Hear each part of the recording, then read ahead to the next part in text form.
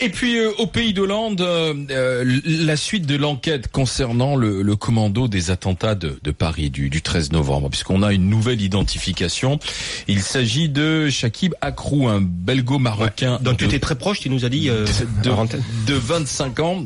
C'est l'un des 8 membres du commando des terrasses et qui a finalement terminé en kamikaze dans l'appartement de Saint-Denis lors de l'assaut qui a été donné par le RAID. Et on se rend compte que cet homme avait encore un parcours visiblement qui partait de la Belgique, de Molenbeek, via la Syrie, Belgique, et retour en Europe ensuite. Oui, les enquêteurs pensent que ce kamikaze a participé aux attaques du 13 novembre contre les terrasses de café et restos parisiens avec Abdelhamid Abaoud.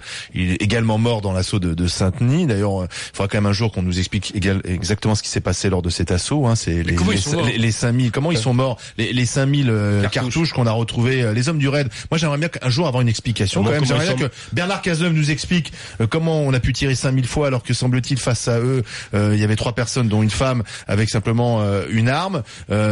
Parce que ça aurait peut-être été bien de les arrêter vivants et peut-être que l'enquête progresserait, qu'on pourrait arrêter d'autres complices parce que semble-t-il il y en a d'autres encore dans la nature. Enfin bon, moi je fais une parenthèse. Aucune balle n'a atteint son but. Et aucune balle n'a atteint son but. Donc à un moment donné, ça serait bien aussi que le ministre de l'Intérieur réponde aussi à des questions précises. Et il ne l'a toujours pas fait. On ne soit pas seulement dans l'émotion et les commémorations. En tout cas, le commando s'agrandit et on identifie un de ses membres, un de plus. Oui, effectivement, j'aimerais qu'il y ait vraiment beaucoup plus d'explications. Parce qu'on apprend quand même que la police française avait évoqué son nom une semaine après les attentats. Ils ont pas été plus loin dans cette recherche alors qu'il était quand même fiché S en France. Ça pose vraiment des questions sur l'organisation. Comment avons-nous été protégés? Nous ne l'avons pas été. Comment a-t-il pu revenir en France? Il y a eu 130 morts. Il y a tout ça. Et jusqu'à maintenant, à part les commémorations, ils ne se remettent absolument pas en question. Ouais. Alors qu'aujourd'hui, ils fassent, parce que je suis sûr que ça leur a fait prendre conscience, et que les opérations de surveillance d'aujourd'hui ne sont pas du tout les mêmes que ceux avant le 13, et le 13 novembre. Mais entre Charlie et là, ils nous doivent des explications. Et ils doivent des explications en famille.